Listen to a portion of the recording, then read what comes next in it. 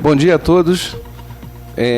Quem fala é o professor Antônio Marcelo Jackson. A gente está com o nosso programa quinzenal aqui na Rádio FOP. E aí, para discutirmos o seguinte, no dia de hoje: a imprensa é ou não é imparcial? E se ela for parcial, o que acontece? Como a gente resolve isso?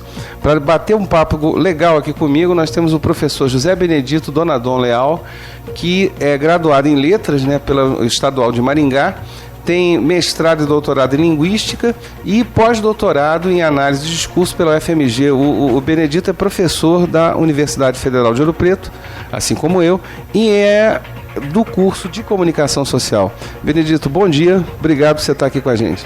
Bom dia, Marcelo, obrigado pelo convite para participar deste programa, obrigado a Patrícia da produção que fez esse convite. É um prazer estar aqui e discutir um tema tão importante, especialmente para a formação do jornalista, que é a questão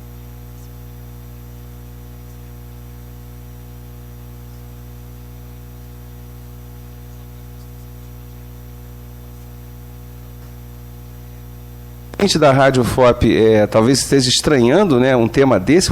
Se a imprensa é parcial, se é imparcial, mas por que esse tema? Que coisa maluca. E a resposta é a seguinte: em vários países do mundo, né, notadamente Estados Unidos e França, se a minha memória não me trai, acho que Espanha já entrou nisso também, países da Europa de uma forma geral, jornais, rádios, televisões, eles não possuem qualquer espécie de constrangimento de dizer que são defensores de uma ideologia X ou Y. Se são mais à esquerda, se são mais à direita, se são de centro, se defendem o liberalismo, se são contra o liberalismo, isso não é problema. E qual é a lógica deles? Tá?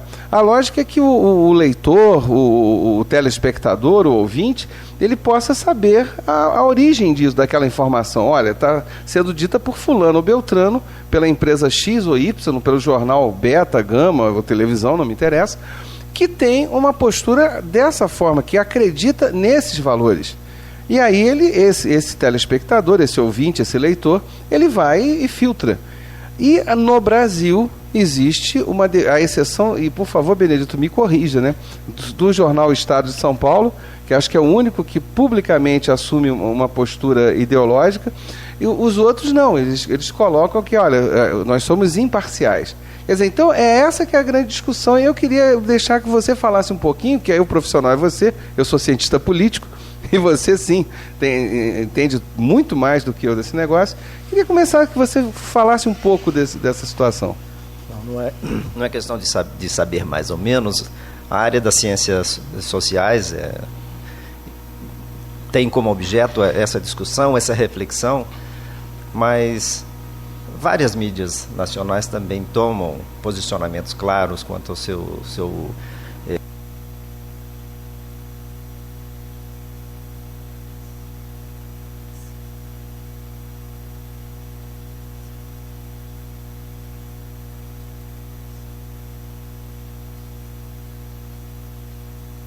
determina como posicionamento político a questão de estar sempre como mediador de alguma coisa, mediador de duas situações em conflito, mediador de dois polos em conflito. E a imprensa brasileira, talvez, dos últimos tempos, talvez,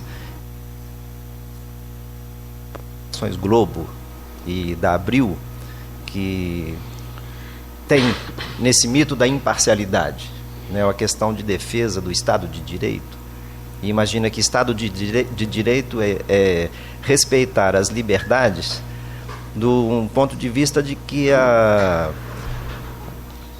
divulgação, especialmente na imprensa, a divulgação da informação tem que ser algo que dê conta de apresentar isso, se fosse do escrito entre aspas, nas posições contrárias, né, especialmente de conflitos. Então, de um lado nós temos um polo fraco, chamado povo, de um lado um polo forte, chamado governo. Esse mito de que o governo é forte, de que o governo manda e desmanda, faz com que certos grupos, né, editoriais deem conta de colocar as situações ou as informações como se essas informações tivessem que garantir, e a forma de informação garantisse o que essas organizações imaginam como Estado de Direito. Ah, tá, pois é, isso que eu ia falar, que você citou nominalmente o Grupo Abril e o Grupo Globo, né? E aí, no caso, é o entendimento deles do que vem a ser um Estado de Direito, e não o entendimento, digamos assim, consensual do que é um Estado de Direito. Não, é um entendimento. São duas coisas bem distintas. Entendimento. Né?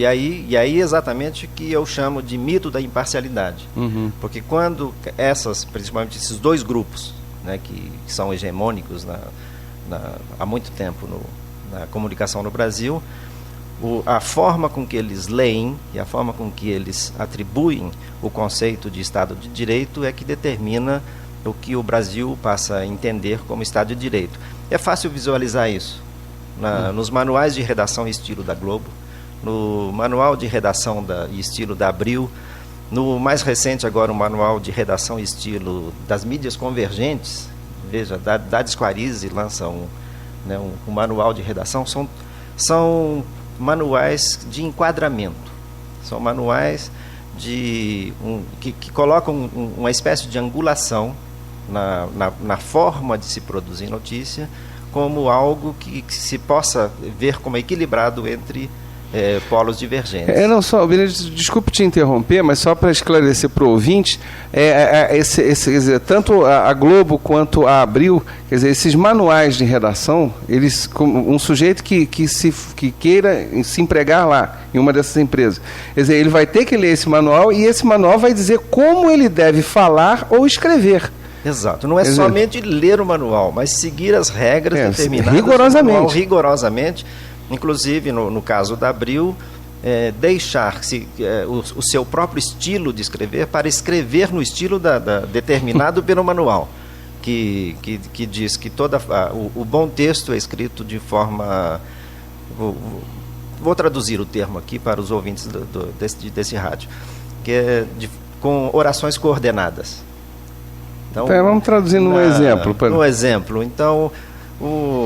É raro você achar uma frase nas reportagens da Veja que tenham, por exemplo, um pronome relativo, um pelo qual, um para o qual. Então, as relações entre frases são relações diretas. Então, é sempre por coordenação, frases curtas, em que a informação, do ponto de vista desse manual, a informação é direta e objetiva.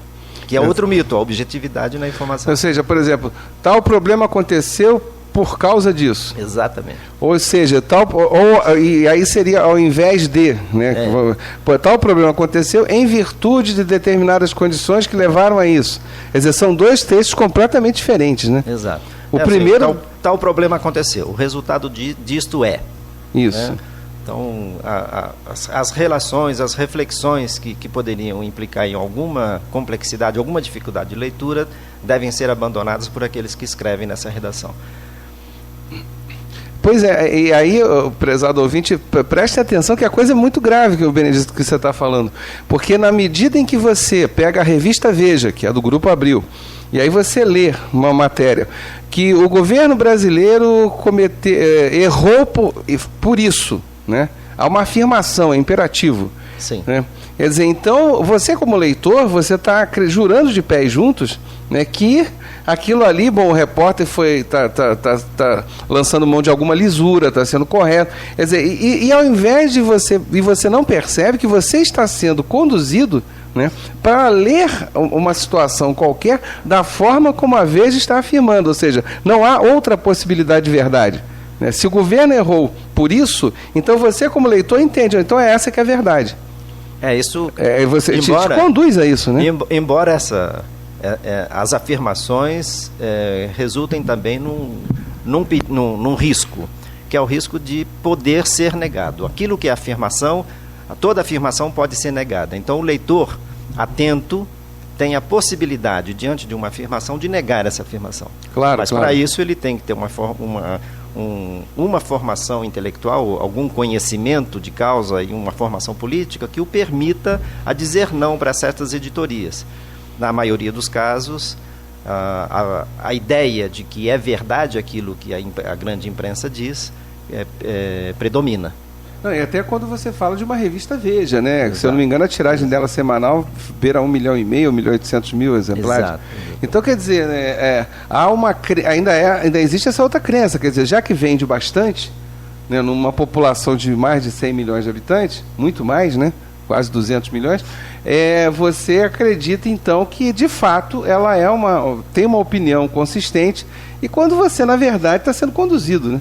Conduzido, e infelizmente há essa relação direta entre tiragem, vendagem e prospecção de verdade nas editorias, e que é um mito também, né? Nem sempre. Se pensarmos em quantidade em tiragem, né, de jornais no Brasil, a Folha Universal bate todas as outras editorias. Jornal da Igreja Universal. Um jornal da Igreja Universal, né, que é talvez o jornal que mais distribui no Brasil.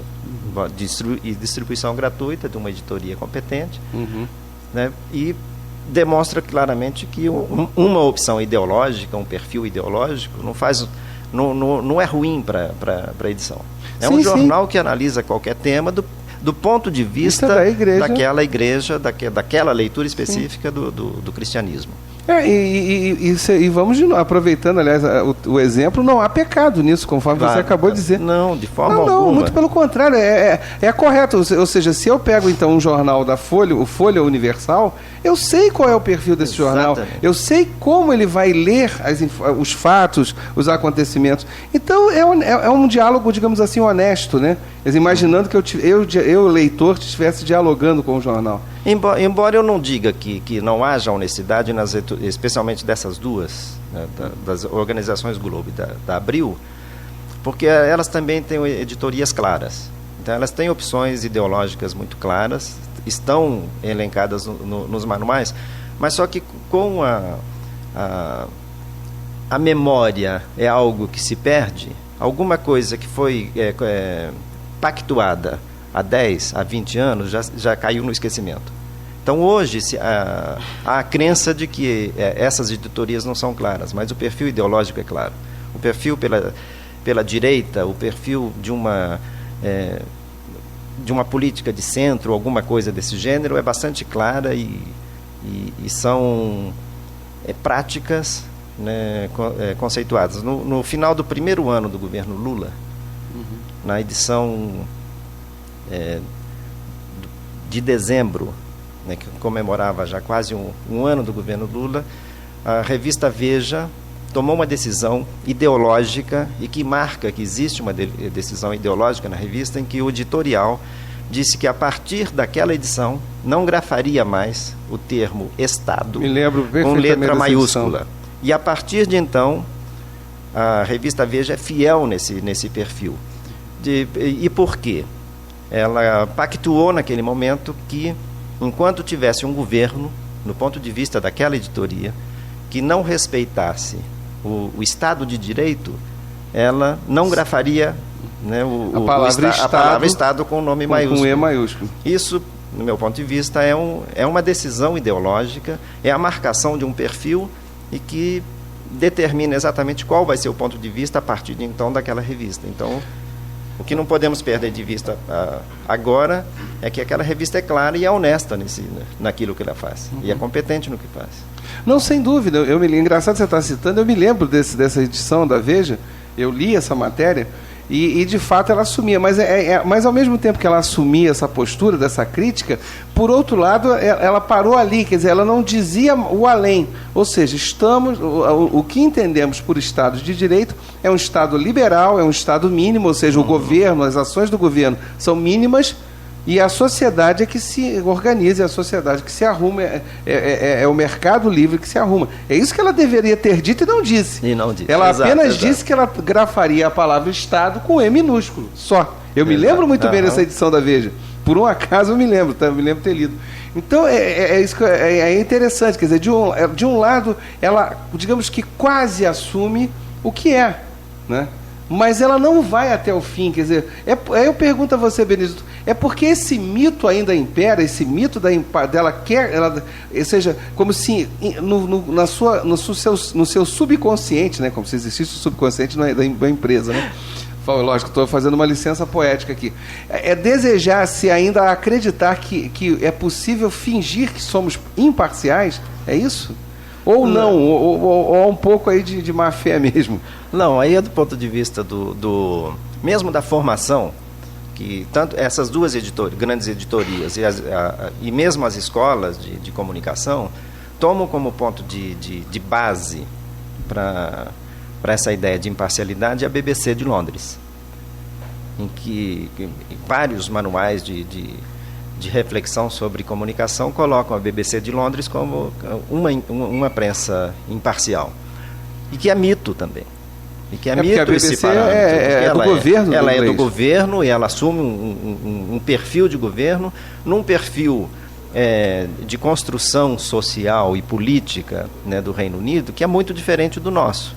Então nós saímos de uma ditadura, nós não conseguimos entender exatamente o funcionamento das instituições públicas, nós temos esse endeusamento ao poder executivo em todos os níveis, de forma que essa questão da imparcialidade coloca sempre a ideia de que imparcial é dizer de uma notícia ou ouvir ou entrevistar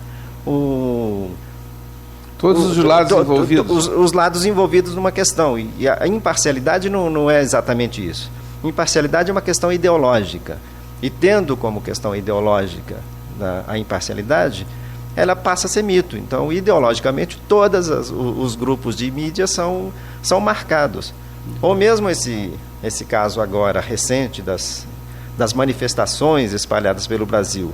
E mais recentemente, nos últimos, a aparição, né, via TV Globo da existência, né, da mídia ninja, que exatamente não tem o isso a gente nome, vai no último bloco, a gente vai tratar bastante disso. O nome não tem a ver exatamente com os ninjas, a lembrança dos ninjas, mas as narrativas independentes. Veja só, o próprio nome já diz que as narrativas independentes, né, ações independentes, né, qualquer coisa, né, mas é uma marcação ideológica. Sim, vendo o site, a forma com que ela é veiculada, Facebook e tudo mais, já marca uma dependência e um tipo de corte ideológico, porque a publicação via Facebook também é controlada. E muito controlada. O Facebook então, ele tem algum nível de censura, isso é fato. Se não tem o controle da informação na saída, tem o controle da informação via o contrato que se tem com a forma de veiculação da informação. Mas aí essa parte das mídias, vamos deixar para o último bloco, que tem, isso aí vai dar pano para manga, ainda mais na conjuntura que vivemos. Mas eu queria investir ainda, nesse nosso primeiro bloco, nessa questão e como que já encaminhando para o debate do nosso segundo segmento, que é o seguinte: até aqui a gente está falando muito, Benedito, da postura ideológica, de uma posição ideológica. Agora, essa posição, ela é simplesmente ideológica ou ela pode muitas das vezes se prender de fato à questão financeira, ou seja, as empresas que pagam, que compram o meu horário comercial determinam, ou as duas coisas juntas, ou, quarta opção, uma coisa não se vincula à outra. Quer dizer, existe a opção claramente ideológica, como o Estado de São Paulo fez, como parece a Veja faz. Tá? Existe, segundo, uma influência financeira mesmo, claro, então eu sou refém de quem compra o meu horário comercial. 3, as duas coisas caminham juntas, ideologia e financeira, ou 4, elas não se vinculam? Então, eu queria começar a conversar um pouquinho sobre isso, mas calma, vamos conversar e depois a gente vai fazer um intervalo daqui a alguns minutos, mas eu já queria encaminhar essa conversa. Não, a vinculação, inclusive, com o tamanho da empresa jornalística, a espécie de propriedade dessa empresa jornalística e quem financia. Então, vamos começar por pequenos jornais. Pequenos jornais de cidades pequenas normalmente são reféns, né, dos órgãos financiadores. Aqueles que não têm a independência financeira do jornal via comerciais dependem de financiamento público. Então, aqueles jornais que porventura conseguem se alinhar, né, com o espaço público, conseguem financiamento e financiamento com páginas para o Diário Oficial do município. Sim, sim. Então, essa vinculação, né, de pequenas mídias é bastante direta com relação ao financiamento do jornal. Desculpe te interromper, mas isso valeria também para as rádios, então? Imaginando que esses pequenos municípios, quer dizer, você pode ter, como rádios, tem jornais e tal.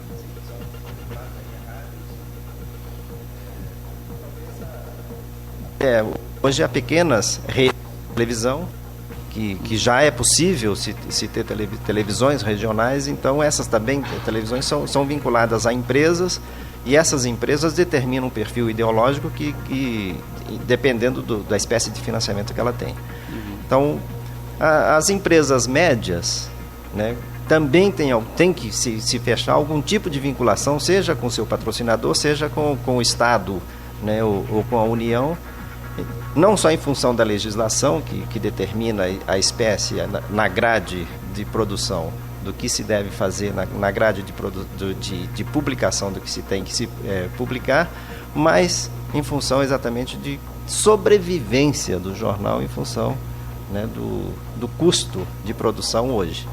Embora a legislação diga que para a mídia impressa é absolutamente livre, não tem que pedir licença para ninguém para se ter um jornal impresso hoje no Brasil. Interessante chamar a atenção, porque rádio e televisão são concessões Rádio públicas. e televisão são concessões. Agora, a mídia impressa é absolutamente livre, qualquer cidadão pode produzir e veicular um jornal sem ter que pedir nenhuma espécie de licença. Aliás, isso é da Constituição, não é nenhuma uma lei complementar. Mas, para se colocar um jornal no espaço e ter espaço nas pequenas populações, nas pequenas cidades, como não há o crédito para ser vendido esse jornal, alguém tem que financiar. E normalmente se recorre ao poder público. Para anunciar como quase um diário oficial do município. Exatamente. Né? Exato. Então essa vinculação de financiamento das mídias e produção, né, imparcial ou produção da verdade, depende exatamente do que se faz. O outro mito que é o mito da verdade. Sem dúvida. O Benedito, o Danilo está aqui do nosso lado, ele está louco para fazer uma pergunta. Ele, como radialista-chefe aqui da Rádio FOP, grande, querido por todos nós, ele está louco para te fazer uma pergunta aqui. Vai lá, Danilo. Professor, quando você disse que qualquer cidadão pode ter um jornal impresso, esse cidadão também, aí o Antônio Marcelo, amanhã abre um jornal, ou, sei lá, um amigo, o João, lá do supermercado Y, saiu do supermercado, vai abrir um jornal, ele pode buscar financiamento para esse jornal no poder público, na prefeitura, na Câmara Municipal? É permitido isso? É sim. É permitido desde que ele tenha um registro desse jornal, um CNPJ, as exigências legais de formação de qualquer empresa, né, segundo o nosso Código Civil.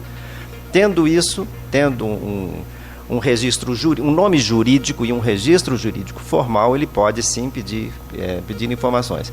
Aí se entra talvez um desdobramento dessa sua pergunta, se entra para as questões dos sindicatos dos jornalistas que têm ainda insistido numa ideia de que toda mídia impressa tem que ter assinatura, pelo menos, ou a responsabilidade de um jornalista, né, credenciado e sindicalizado, né? Mas essa exigência não é uma exigência legal, é uma exigência sindical. Isso não é uma exigência do governo. Porque até foi aquela discussão de alguns anos atrás que foi parar no STF, né? Que a decisão foi... a decisão do Gilmar Mendes lá, que defendeu aquilo. Que foi muito mal recebida, especialmente pelos sindicatos jornalistas, mas a decisão de Gilmar Mendes se prende à Constituição, ao artigo 220 da Constituição, que a mídia ou qualquer expressão é livre nesse país, com as exceções marcadas já na Constituição, né, para rádio e televisão, na espécie de concessão e de propriedade dessas rádios, mas as demais, toda produção jornalística é livre porque tem a ver com a liberdade de expressão. E não pode ter qualquer embaraço, ainda na Constituição, não pode ter qualquer embaraço que atrapalhe ou crie dificuldades para a veiculação de qualquer informação, seja, né, na rádio, na televisão ou na mídia impressa. Perfeito. É importante, a gente vai continuar essa discussão no próximo bloco, porque as pessoas não têm conhecimento disso de uma forma geral. Não são obrigadas a ter, né? Sim, sim. Quer dizer, como é que funciona a lógica? Vamos conversar um pouco mais sobre essa coisa de o que é uma concessão pública, né? E aí vale para rádios e televisões. Essa questão do jornal, a questão dessa dependência que acaba acontecendo, né? No caso da pequena imprensa. Há nessas manifestações agora, uma revelação importante com relação à concessão de rádios no Brasil. A Constituição é clara nesse ponto de vista de que as rádios têm que ter propriedades brasileiras, de cidadãos brasileiros ou de empresas brasileiras, mas veio à tona agora que são 49 rádios em funcionamento em São Paulo, Rio de Janeiro e Brasília. São 49 de propriedade de estrangeiros.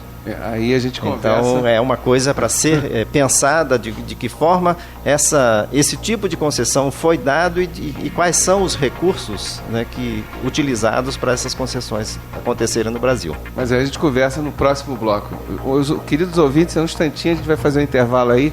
Eu passo a palavra ao meu querido amigo Danilo. Vem aí o Nacional em Forma, edição das 11.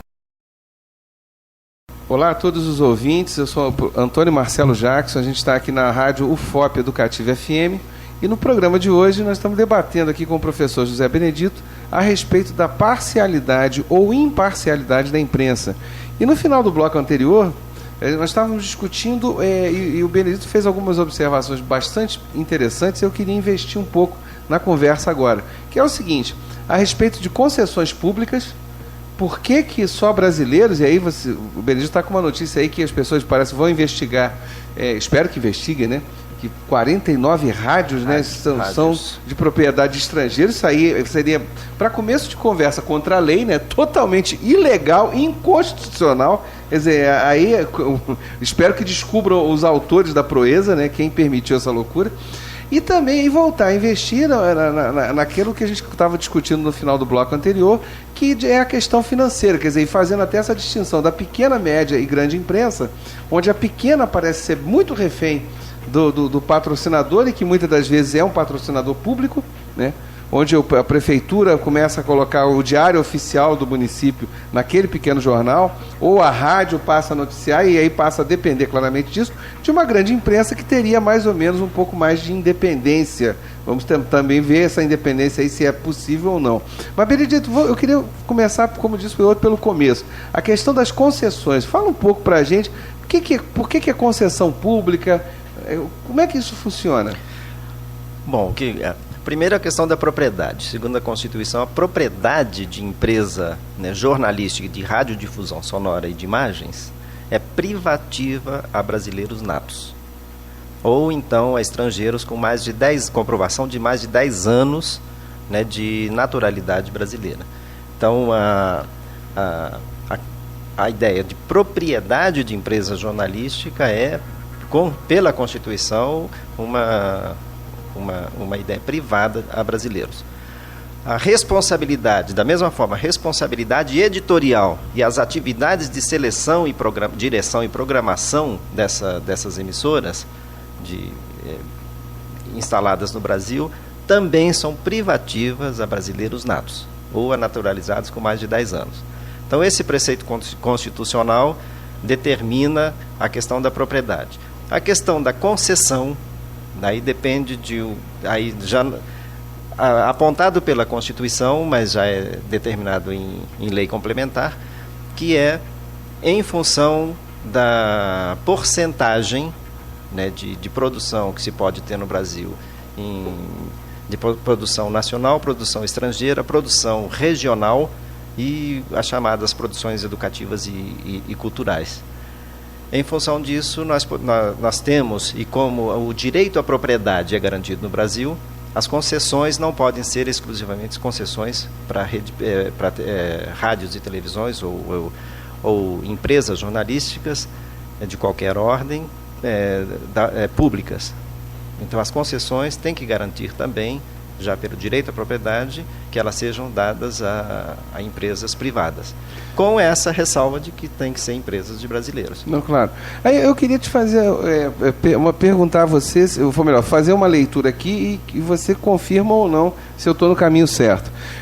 Se essa exigência de pertencer a brasileiros nato ou a estrangeiros residentes no país durante um período razoável, bem longo, se vincula à ideia de que estamos falando de meios de comunicação, ou seja, mecanismos, ferramentas que transmitem informação, que transmitem conteúdo, que podem colocar, inclusive, pessoas em constrangimento ou não, ou a sociedade ser constrangida ou não. Daí é uma preocupação de ser com brasileiros?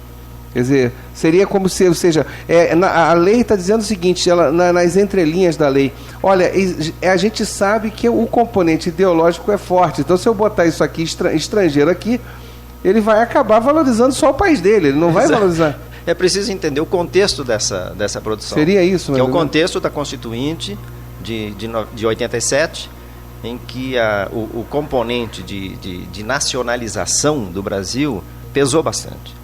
Então, a bandeira da Constituinte, de fazer uma Constituição que tivesse a cara do Brasil, nos leva a esse resultado de nacionalização, inclusive nessa ideia de que a imprensa, que na altura, aquele mito que a imprensa era o quarto poder, tinha uma força muito grande. E que o controle sobre a imprensa deveria ser exercido. Então, essa é uma forma de controle da imprensa e não exatamente uma forma de garantia de qualquer outra ordem. Mas é assim a ideia do controle que ainda existia, embora a Constituição viesse a trabalhar os princípios de liberdade no Brasil. Essa ideia da concessão a brasileiros é a ideia do controle, que perde o sentido, né, atualmente, ou após as mídias convergentes e toda a entrada das mídias via internet, que a ideia de controle sobre a produção jornalística, a ideia de controle sobre propriedade, passa a não fazer sentido mais. Então é preciso repensar quais são as novas formas de abordagem sobre as mídias via internet e de que forma a sociedade vai poder, a sociedade, exercer algum tipo de controle, se convém ter controle. Entendo. Porque a ideia hoje é uma ideia de imprensa livre e é preciso, né, perceber que a nova formulação de mídia, a nova formulação de veiculação via Facebook, Twitter e outras mídias, nos leva a imaginar realmente na construção, e essa é uma construção que demanda tempo, demanda uma mudança de comportamento sobre o que é a ideia de expressão livre, uma mudança radical no comportamento do que publicar alguma coisa e fazer com que as ideias não sejam, independente da origem, né, sejam veiculadas. Mas aí eu fico na seguinte dúvida. Se a gente vai... Então vamos radicalizar essa tua fala. Ou seja, a partir de amanhã, qualquer estrangeiro pode ter um rádio, uma televisão no Brasil, sem nenhum problema, tá? Apresentando que tenha condições mínimas financeiras para isso. As pessoas a coisa fica mais ou menos, para usar aquela expressão clássica do pensamento liberal, né? Quer dizer, o mercado vai se organizar, tá? Sem problema algum. Mas numa hora dessa, não seria então também apresentar uma outra condição sine qua non? Ou seja, olha, tudo bem, vocês são livres, vocês fazem o que vocês quiserem. Agora vão ter que assumir publicamente a postura que vocês têm. Quer dizer, porque você está entendendo que uma coisa é você chegar e falar que, não sei, dizer o seguinte, olha, eu sou imparcial, sei lá o quê, pois não, etc, etc. E não é, né? Por várias razões. Mas por outro lado, existe algum controle que faz uma sombra sobre você, que você pensa, olha, eu vou aprontar, mas vou aprontar até um certo ponto. Por favor, eu não estou aqui defendendo coisa nenhuma, tá? Apenas descrevendo a situação mais ou menos atual. Tá? Pois mas o segundo exemplo então tudo bem, olha, cada um faça o que quiser, inclusive qualquer estrangeiro pode ter uma empresa aqui no Brasil, e a partir de amanhã coloquei uma emissora de TV dizendo o seguinte, olha, a música mais perfeita é o rock and roll, vamos esquecer todo e qualquer valor cultural produzido dessa terra chamada Brasil, e a partir de agora é só o rock que vai imperar. Mas ele vai ter que assumir, olha, mas eu sou norte-americano, entendeu? Passa por outro tipo de aprendizado. É uma provocação que eu estou fazendo aqui. Passa por outro tipo de aprendizado, que é o aprendizado a obediência a normas, a leis. Então, qualquer empresa estrangeira que venha a ter uma empresa jornalística no Brasil tem que se submeter às leis brasileiras. E aí o Estado brasileiro tem que ter força suficiente para produzir leis que regulamentem exatamente o que pode e o que não pode ser. Então não é qualquer coisa, embora defendamos com todas as forças a ideia da liberdade de expressão, a liberdade de expressão é do outro também. E o controle do Estado sobre a sociedade é dado através de limites legais. Então algum controle tem, né? Algum controle tem, e tem que ter, e tem que existir exatamente para garantir a existência de um Estado brasileiro. Não, claro. Que não se pode permitir de forma alguma que uma empresa estrangeira venha aqui para avacalhar as nossas convicções culturais sociais, as nossas produções culturais e sociais. Então, que se um dia o Estado brasileiro vier a permitir a entrada efetiva de empresas estrangeiras, que essas se submetam às normas e às leis brasileiras. Inclusive, você com certeza tem informação mais apurada do que eu nesse aspecto, mas até a lei atual coloca, né, nas TVs por assinatura, né, ou TV a cabo, que na verdade quase não existe TV a cabo no Brasil, mas sim TV por assinatura, que é por sinal de satélite e tal, que tem uma produção brasileira sim. Tantas horas por dia, ou por semana, eu não sei agora precisar, mas que tem isso, né? Tem uma porcentagem, então, mesmo que o link direto com uma televisão estrangeira tem que ter algum componente que veicule a produção nacional. Então, mesmo que a discussão que nos anos 70 havia uma entrada excessiva, uma divulgação excessiva da música estrangeira. Em 87, com a Constituição, isso foi minimizado, isso foi regulado. Mas a produção hoje tem que privilegiar, sim, a produção brasileira. Claro que a produção mundial é importante, que tem que ser contemplado. O Brasil não é uma célula isolada no universo, então as produções estrangeiras têm que vir mais de forma que sejam educativas, didáticas, que demonstrem como que essa produção estrangeira pode contribuir para o crescimento da nossa, não em termos de competição, mas como algo que se associa ao crescimento do sujeito, do indivíduo brasileiro. Porque é importante o ouvinte ter ideia a respeito desse debate, que primeiro, né, ninguém aqui é xenófobo, ou seja, eu odeio o estrangeiro, não é isso. Mas é como você acabou de falar, quer dizer, por favor, vamos contribuir.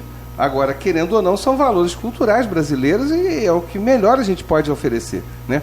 Agora, em segundo lugar, o ouvinte também tem que ter consciência de que o que estamos falando aqui e o que é feito aqui no Brasil é também feito nos outros países. Sim, quer dizer, se alguém aqui acredita que vai chegar nos Estados Unidos vamos agora botar todas as rádios tocando samba. Por favor, eu estou pegando um exemplo meio esdrúxulo.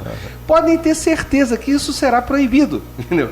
Você não vai poder fazer isso nos Estados Unidos. Não. Então, quer dizer... Todos os países regulam de alguma forma. Todo país regula. Então, não achem vocês, querido ouvinte, não achem você que nós é que estamos controlando demais. Não, esse controle existe. Até o Benedito chamou a atenção em outro momento aqui da nossa conversa, até por sobrevivência, né? Sim, claro. Porque senão o país deixa de desaparecer, o povo deixa de se manter, né? E tudo se esvai, né? E hoje, com uma valorização e agora a sistematização de todo o nosso sistema cultural, que é já implantado o sistema nacional, já implantado o sistema estadual, e os municípios estão sendo convidados agora a regulamentar o sistema municipal de cultura. Nesse sistema municipal de cultura inclui a ideia de comunicação e divulgação dos bens culturais regionais. Aí a importância de que os veículos culturais, rádio, TVs e jornais regionais tenham uma noção clara da responsabilidade social, responsabilidade cultural que eles têm de divulgar os valores regionais também.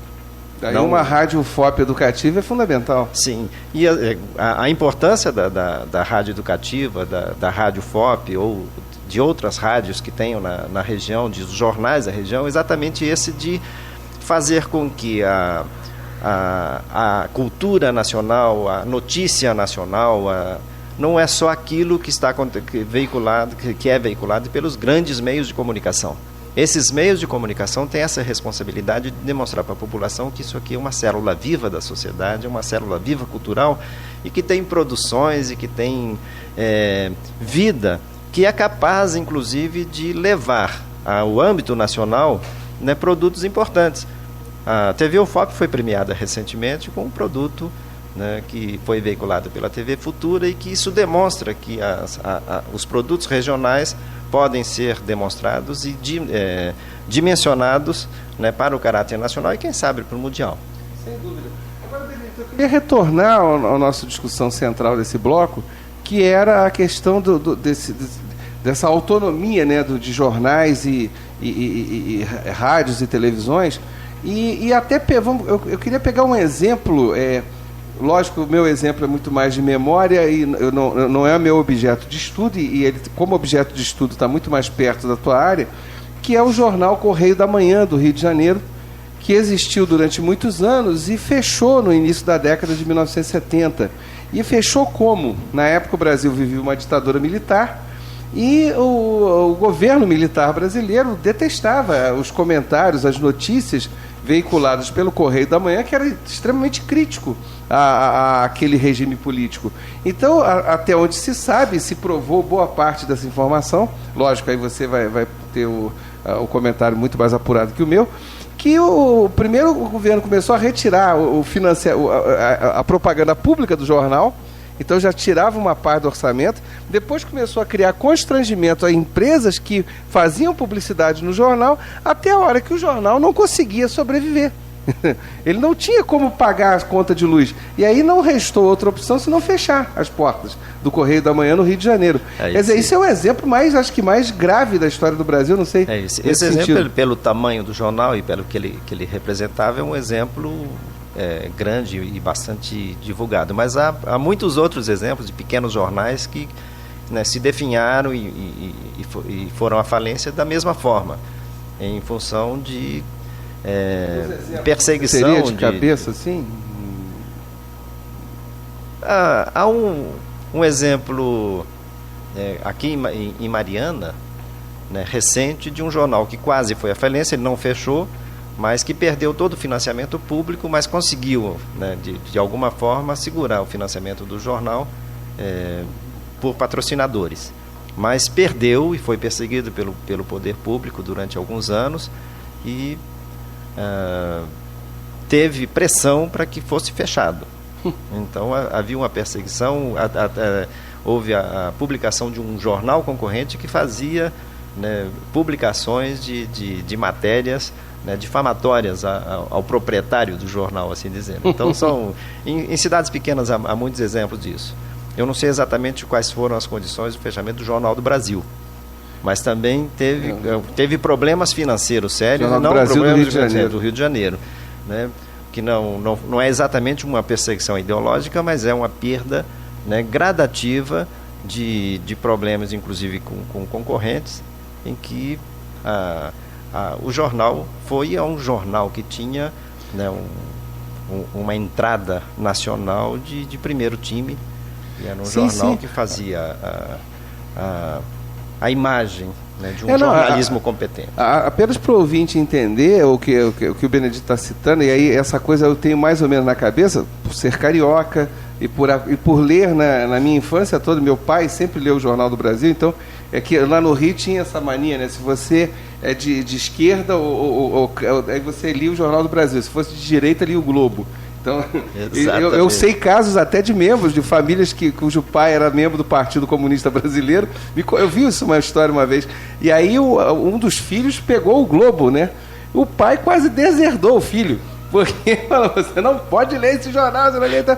E aí, só para o ouvinte entender, é o seguinte, o Jornal do Brasil, eu acho que ele praticamente inventou a imprensa brasileira do jeito que ela é. Quer dizer, a existência de um caderno de cultura, né, que em alguns lugares receberá o nome de segundo caderno. Exato.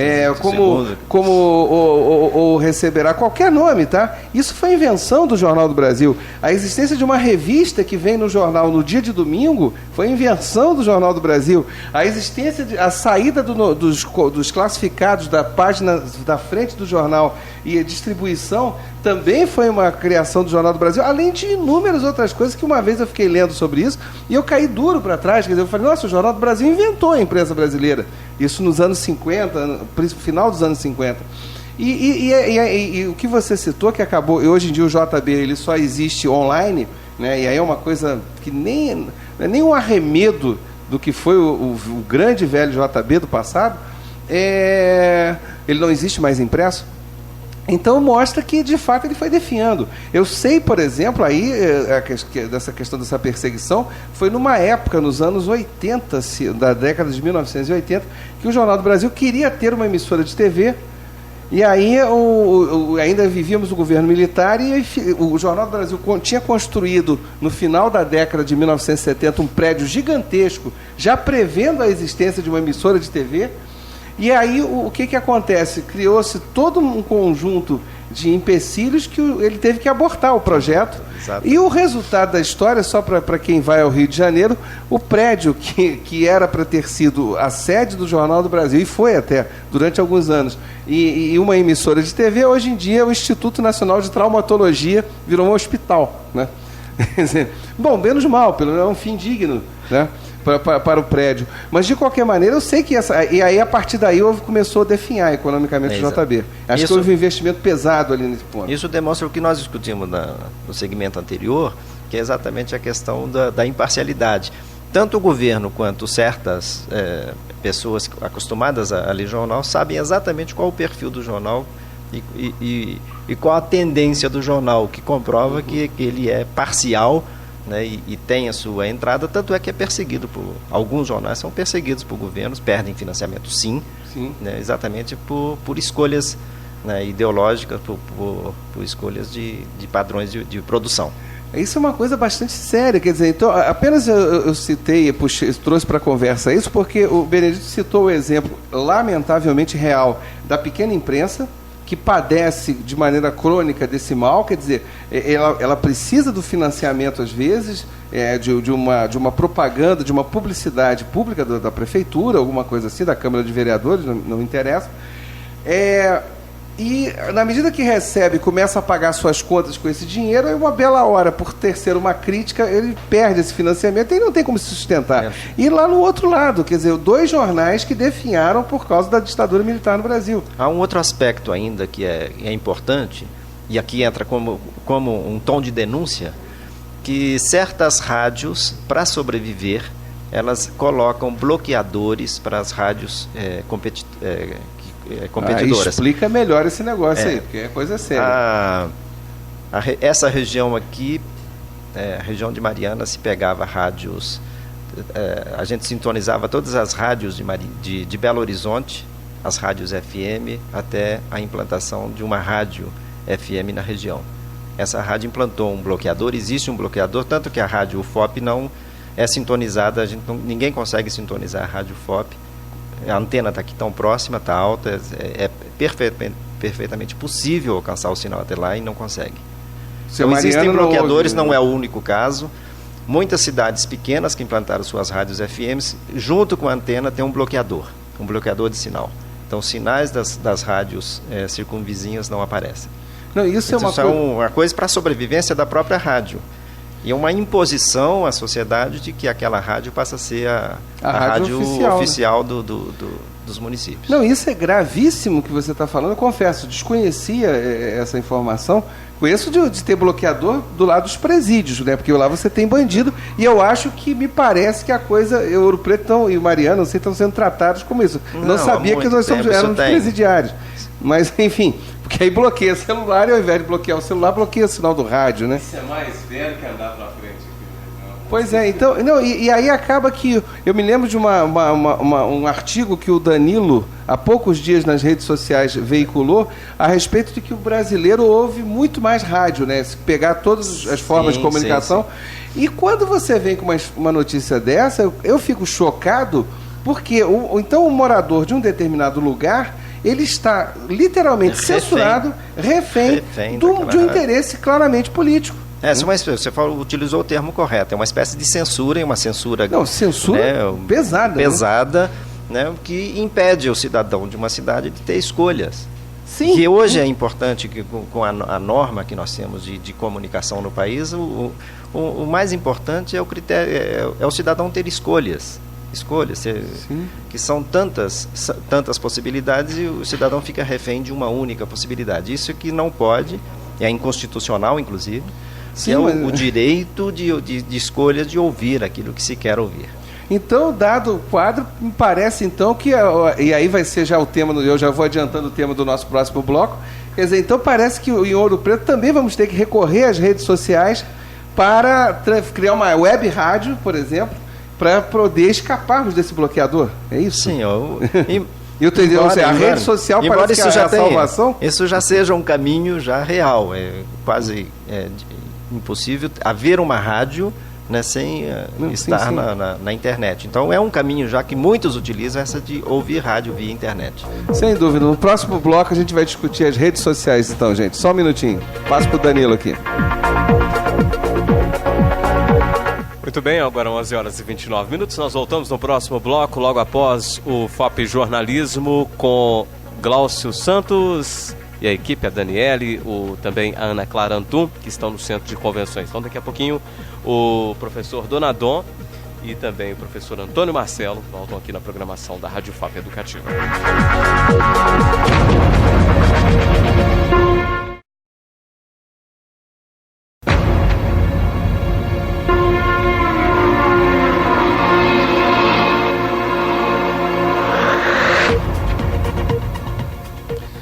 Ouvintes da UFOP Educativa FM, estamos aqui de volta. Eu sou Antônio Marcelo Jackson e eu estou com o Benedito, professor da Comunicação Social, e nós estamos discutindo a parcialidade ou imparcialidade da imprensa, e me parece que a palavra imparcialidade já pode ser descolada, né, nessa altura do campeonato, porque não tem como falar que há imparcialidade. Tudo é parcial, sim, né? O que varia é o grau de parcialidade nisso. E aí, Benedito, vamos lá, no bloco anterior, nesse nosso último bloco, nós estávamos discutindo algumas coisas. Você citou o exemplo de bloquear, inclusive, sinais de rádio e tal. Eu confesso, fiquei chocado, fiquei mesmo a respeito disso. E aí caímos naquilo que, inclusive, já vem acontecendo em larga escala nas cidades brasileiras, mais notadamente no Rio de Janeiro nas últimas semanas, que é o uso das redes sociais como fórmula de escape desses controles, né? Que inclusive de censura e tal. E só para situar o ouvinte, aí eu me coloco como testemunha de um processo, no mínimo esquisito, né, que eu vi, que foi o seguinte: segunda-feira à noite, o Papa chegou ao Rio de Janeiro, ela foi ao Palácio Guanabara, que é a sede do governo do estado do Rio de Janeiro. Lá então estava tendo contato com autoridades, presidência da República, etc, etc, e uma manifestação começou a se formar do lado de fora. Muito bem, no final da manifestação aconteceu lamentavelmente um quebra-quebra, e aí é que chamou a atenção. Eu assistia pela Globo News, e a Globo News naquele momento foi enfática: era um bando de vândalos, de desordeiros, né? Isso foi segunda-feira à noite. 24 horas depois, e isso com a transmissão via internet da Pós TV e da Ninja TV, né? Que são grupos aí, o Benedito vai falar pra gente melhor daqui a pouquinho. 24 horas depois, inclusive na segunda noite foi preso um rapaz acusado que ele era quase um terrorista sei lá, do pior do que qualquer terrorista que já tenha aparecido na face da Terra. Ele destruiria a cidade do Rio de Janeiro, lá com seus coquetéis Molotov.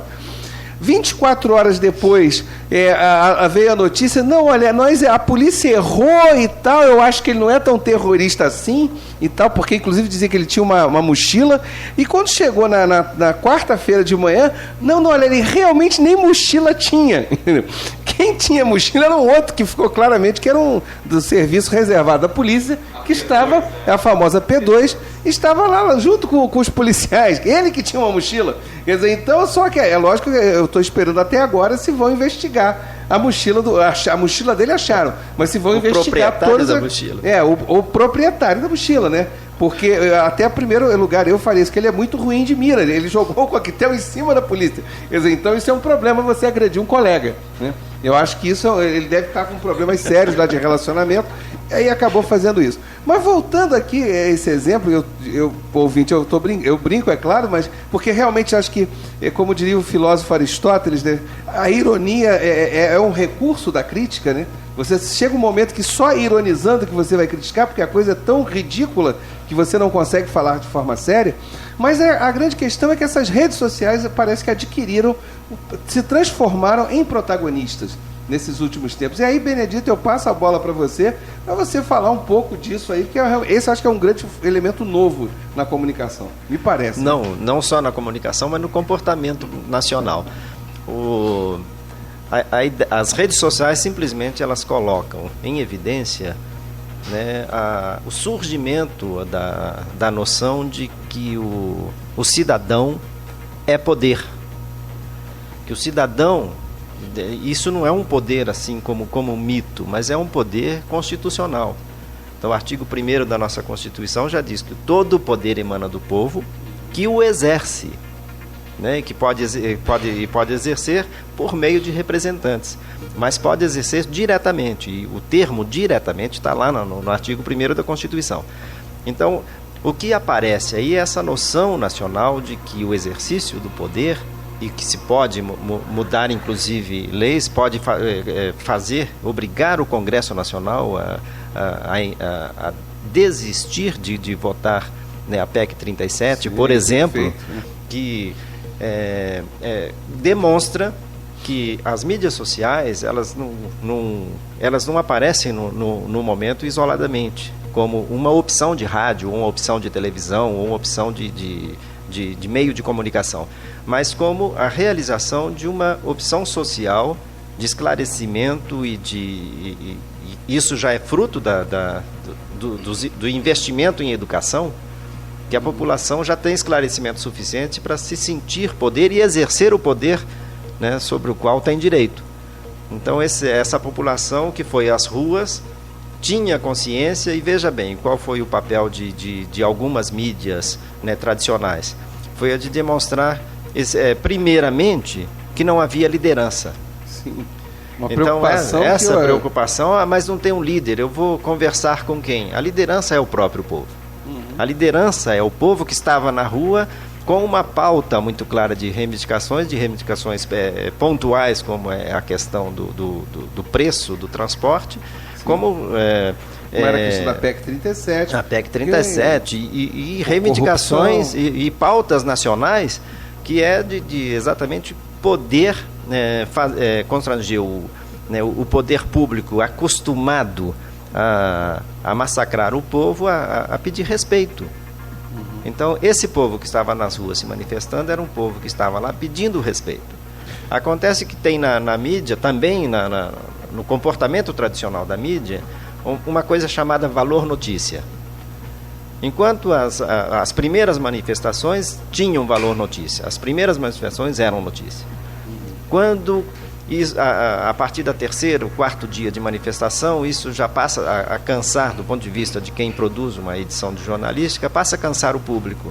Então o investimento era no final da manifestação, quando a esperança de acontecer algum evento, né, violento, alguma coisa que tivesse alguma repercussão, algum valor notícia. Aí então as manchetes passaram a ser, né, baderneiros que depredaram não sei o quê, houve roubo, houve saque. Então isso passou a ser o valor notícia e passou inclusive a ser a manchete. Não era mais a manifestação a manchete. Aquela grande manifestação de 300 mil de pessoas na Getúlio Vargas, no Rio de Janeiro. E desculpe te cortar, mas eu sou carioca e ali não eram 300 mil pessoas, de jeito nenhum, ali deve ter chegado a 1 milhão. A 1 milhão de pessoas, pelo então, espaço mas ali, que se dizia sim, eu sei que na oficial Globo News, foi pelo menos, 300 mil, né? sei disso. Aí, qual que era o posicionamento da Globo, que inclusive naquele dia se dedicou a transmissão, deixou de passar inclusive novela para mostrar aquilo. Qual que era a posição? Era do alto de um edifício, mostrando o alto da manifestação e já centralizado em frente à Central do Brasil, aguardando algum evento, alguma baderna. Em frente, logo depois em frente à prefeitura, aguardando alguma coisa. Então já havia expectativa desde o início, demonstrando a beleza da manifestação, tudo que mais, e aguardando, e já na expectativa, e enunciando que haveria problemas no final. Então, torcendo até. Torcendo, então, poxa, o mais... Vou ficar até o final, tem que ter alguma coisa. O mais e aí até triste, teve, né, lamentavelmente, um cinegrafista da Globo News foi atingido. Foi atingido, um veículo do SBT foi incendiado, então... havia essa preocupação já antecipada de que para ter valor notícia já tem que ter algum evento triste, deprimente. Com licença, professor Antônio Marcelo. E o interessante é que a Globo News, eu observei, assistindo um pouquinho, que eu tenho Sky Livre, então eu ganhei lá 20 minutos de Globo News lá no pacote lá promocional, e ela transmitia por diversas vezes imagens do dia anterior, quando aconteceu lá o vandalismo, então ela ficava repetindo em loop, que chamamos na técnica, as imagens do dia anterior, inúmeras vezes transmitindo. E interessante, a melhor cobertura em Brasília das manifestações eu acompanhei pela TV Câmara, fez um papel interessante na transmissão ao vivo lá com os manifestantes e tal. Aliás, eu nem sei se o diretor da rádio da TV Câmara continua no posto, né? Porque foi uma excelente transmissão pela TV Câmara. Que é uma excelente mídia e algo, se tivesse tempo, eu gostaria de comentar inclusive sobre esse tipo de mídia nacional junto com as mídias. Mas, claro, tempo há, senão a gente arruma outro programa para a gente continuar isso. Mas eu só queria um rápido resumo. Uma coisa que você chamou a atenção, eu acho que o ouvinte tem que ter isso em mente. A questão política brasileira é feita pelo povo de forma direta e como opção de forma indireta pelos representantes, vereadores, prefeitos, deputado estadual, deputado federal, governador, senador, presidente da República. Essa é apenas uma opção. Então a ida à rua é legítima. Legítima, tá? Ponto, né? Ponto. Isso aí até a Constituição teve o bom senso de inserir isso. Segundo ponto é que o Benedito está chamando a atenção, e eu acho que também passa a ser relevante, no caso aí da grande imprensa, em relação às manifestações, que é isso, é o que você chamou de valor notícia. Eu acho que esse ponto, o ouvinte tem que ter clareza. Quer dizer, o acontecimento, então se transmite, se veicula a informação a respeito daquilo, e chega um determinado momento que a imprensa, o responsável lá pela redação, eu não sei, ele entende que aquilo, isso aí já está batido, as pessoas isso não chama mais atenção. Então, no caso lá do Rio, agora vamos torcer para que tenha um quebra-quebra. Não, pera um instantinho. Chegamos, isso aí já estamos beirando a ficção, né? Exato. Porque... Aí que entra a diferença exatamente entre o comportamento da mídia tradicional e o comportamento dessas novas mídias. Que o valor notícia, né, para Ninja, o valor notícia, né, para pós-TV, é a própria manifestação. Sim. Isso aí está o valor notícia, essa é a notícia e isso que interessa ser divulgado. Enquanto para a televisão tradicional, o valor notícia está em algum evento diferenciado da própria manifestação, que ele já perde ao longo dos dias, que a primeira manifestação tem valor notícia. Ela foi grandiosamente veiculada em todos os jornais, de todos os canais tradicionais. Quando isso, né, passa a ser uma constante na vida social do Brasil, as manifestações, quase todos os fins de tarde havia uma manifestação, isso perde do ponto de vista da grande imprensa, né, aquele valor, aquele chamativo. É preciso ter o diferenciado. E o diferenciado passa a ser, então, algo que acontece, algum evento que acontece nessa manifestação. Aí o mérito, né, reitero isso, o mérito das mídias sociais, que colocam como valor notícia exatamente o próprio evento, as reivindicações do evento, porque isso é pauta. A grande pauta das reivindicações é a grande pauta da imprensa. Aquilo que falta para o Brasil, quais são as necessidades nacionais, quais são as reivindicações nacionais, o que deve ser pauta no Congresso Nacional. Sim. Então, essa é a pauta, a grande pauta da imprensa, que cobra do poder público respostas. Então, esse valor notícia tem sido veiculado pelas mídias sociais e não mais pela imprensa, grande imprensa, né, tradicional. Sim, do Brasil. Desculpe te interromper, Benedito, mas o que me choca, né, pegando o exemplo que eu citei há poucos minutos, é essa mudança que a grande imprensa se vê obrigada a fazer a partir daquilo que foi veiculado nessas novas mídias. Notadamente agora foi o Ninja TV, né? Que evidentemente não tem nada com ninja, né? Com todo respeito aos ninjas japoneses.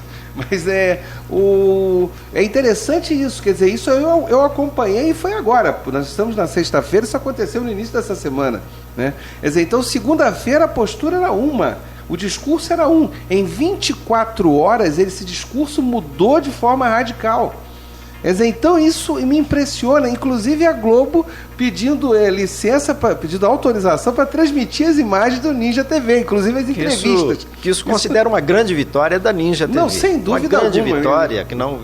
que é a de fazer com que uma grande organização como a Globo mude a pauta. Sim. Uma grande organização como a Globo, né, reconheça que se equivocou na apuração da informação. Para dizer pouco, né? Ela se equivocou. Para ser né, mas certo, sem problema. Sejamos político, bastante político e educado numa rádio educativa. Lógico, com certeza. Então, esse equívoco foi demonstrado, estava demonstrado nas redes sociais, e a televisão não tinha como sustentar a informação anterior, né, que cabe, inclusive, pedido de desculpas. Que não fez, né? Que não fez. Né, Ela passou a culpa para a polícia. Não estou dizendo que a polícia não tenha cometido seus equívocos, né? Mas efetivamente isso também eu achei uma coisa que eu me senti incomodado.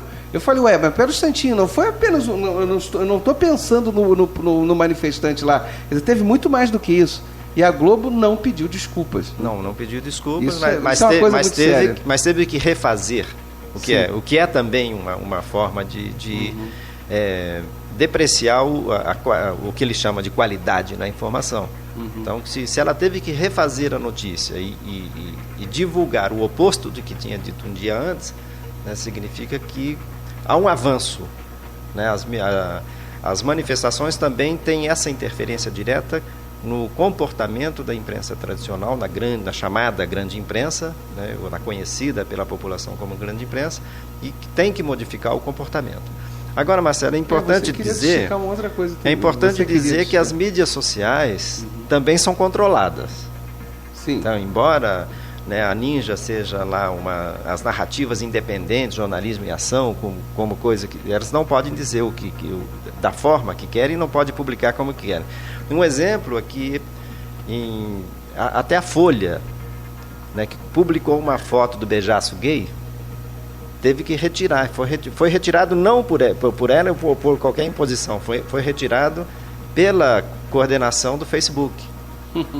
Então, as fotos, né, do beijaço gay não pode ser veiculadas, não puderam ser veiculadas. Para o ouvinte que não sabe, isso aconteceu no Rio de Janeiro agora, com a presença do Papa. Exato. E então, nenhuma imprensa... para demonstrar que o controle, mesmo nas mídias sociais, há controle. E há escolhas ideológicas. Então, todas elas têm pautas definidas, escolhas, né, políticas muito bem definidas, reivindicações definidas, e se pautam, né, por um programa de ação. Agora, minutos atrás, você pediu para chamar a atenção de que você queria chamar a atenção de um outro aspecto nessa discussão, a respeito das mídias, não das mídias sociais, mas... Agora me fugiu, me deu um branco agora. Coisa triste falar ao vivo isso, mas é lamentável. Eu admito que A minha memória falhou. Não, mas era já para linkar para essa ideia da TV da Câmara. Ah, sim, é verdade, claro. Que essa questão das televisões oficiais, inclusive isso é pauta de um trabalho meu de pesquisa de iniciação científica aqui na UFOP, de avanço para o que eu chamo de construção do narrador, né? O ouvinte é narrador da história. Então, quem sintoniza a TV Câmara, a TV Justiça, a TV Senado, a TV Assembleia Legislativa de Minas, é o narrador da sessão daquela Câmara. Ele não tem um narrador na televisão dizendo, olha, o deputado disse isso. Ele está ouvindo o deputado a dizer aquilo. Ele está acompanhando a sessão da Câmara e ele formula a opinião dele a respeito da discussão e como aquele tema é debatido na Câmara. Isso considera um avanço na imprensa nacional de fazer com que os próprios eventos políticos sejam aquilo que é veiculado e não a narração mastigada por alguém, um sujeito que analisa, critica e vende aquela crítica para o leitor. Então, esse tipo de avanço nós poderíamos ter, por exemplo, na Rádio UFOP, na TV UFOP, de transmitir ao vivo, por exemplo, sessões do Conselho Universitário, do Conselho de Pesquisa e Extensão, para que a população de Ouro Preto, que a comunidade da UFOP pudesse acompanhar as discussões e saber exatamente como que os resultados das discussões são obtidos pelas discussões. Ele passa a ser um narrador, ele passa a acompanhar a vida, isso é, o processo. Então, eu considero essas televisões um avanço, né, na comunicação nacional. Não, isso que você acabou de falar, Benedito, eu defendo como professor da universidade também, assim como você, também defendo isso. E para o ouvinte entender, não nos esqueçamos, o que sustenta a Universidade Federal de Ouro Preto é dinheiro público. Exato. Ou seja, a sociedade brasileira que paga impostos é que paga, que banca os custos aqui. Então, nada mais justo que você se apresente de maneira limpa, né, clara, transparente para essa mesma sociedade. Quer dizer, como é que se discute? E no caso específico aqui da cidade, ora, porque várias ações da Universidade Federal de Ouro Preto produzem impacto na cidade de Ouro Preto, exatamente, nos moradores da cidade. Então, eu acho que o que você falou é perfeito. Quer dizer, nada mais justo, então, que as pessoas pelo menos tenham ideia de como isso é discutido. Sim. Né?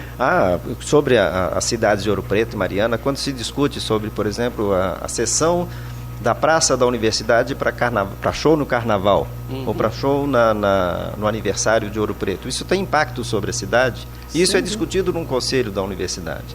Então, essa discussão é importante para a cidade, é importante que a cidade saiba como que a universidade discute esse tipo de tema. Sim, né? Concordo e, com você. Por outro lado, passa a ser aquela ideia de respeito ao ouvinte, de respeito ao telespectador, né, passa a ser uma coisa real. Né, em que o ouvinte, essa ideia do interativo, o ouvinte passa a formular suas próprias, né, seus próprios conceitos sobre, né, os fatos, os eventos, a vida política, a vida social, a vida da universidade. Perfeito. Olha, Benedito, nós estamos já na reta final do nosso programa de hoje. Eu queria que você, em um minuto, agradeço a você a tua presença, a sua disponibilidade, quer dizer, se deslocar de Mariana para cá, que o curso de comunicação fica em Mariana, a sede da Rádio UFOP fica em Ouro Preto. Então, querendo ou não, é um deslocamento, né, inevitável. E agradecer e pedir a você em um minuto que sintetizasse tudo, se é possível, ou deixasse uma mensagem para o nosso ouvinte a respeito desses meios de comunicação e dessa parcialidade que todos possuem. Inicialmente, agradeço a você, Marcelo, ao Danilo, a Patrícia, pela condução do programa, pelo convite e pela relevância do tema, né, que me foi proposto. Essa questão, realmente, a comunicação, de forma geral, é parcial. Né? Então, o mito da imparcialidade, né, tem a ver com certas questões de políticas, né, de pensar como se fosse numa forma jurídica, em que há um advogado de defesa, um advogado e um promotor, né, sempre na jogada. E Só que as questões, né, de comunicação são sempre marcadas por escolhas ideológicas discursivas, em que as pessoas, né, de fato, né, têm um caminho determinado, ou por seu financiador, ou pelo governo municipal, ou pelo governo do estado, alguma questão, ou alguma defesa mesmo ideológica que se tem, né, pela editoria do jornal, da TV, do rádio, ou das mídias sociais da mesma forma, né, querendo, né, determinar um caminho, não só para ele, mas para a generalização, para os ouvintes, e mudar os rumos do país. Benedito, olha, muito obrigado. Eu acho que a grande aula que você deu hoje aqui, nos presenteou hoje, é que o ouvinte entenda, tudo é inevitavelmente parcial. Então, isso não é pecado. Né? Isso é da natureza das situações. Agora, que por favor, então, que ninguém seja ingênuo, né? E que com isso comece a adquirir senso crítico. E até cobre dos meios de comunicação, jornais impressos, jornais online, rádios, tá? Emissoras de televisão, tudo isso de sua cidade, e cobrem o quê? Com uma simples pergunta: afinal, você está comprometido ideologicamente com o quê? Para saber com quem eu estou conversando. Eu acho que isso é fundamental quando se trata de um meio de comunicação. Agradeço a todos os ouvintes pela paciência e pela audiência, Danilo, Patrícia, toda a equipe aqui da Rádio FOP Educativa, e até o nosso próximo bate-papo aqui. Um grande abraço a todos e ótimo fim de semana.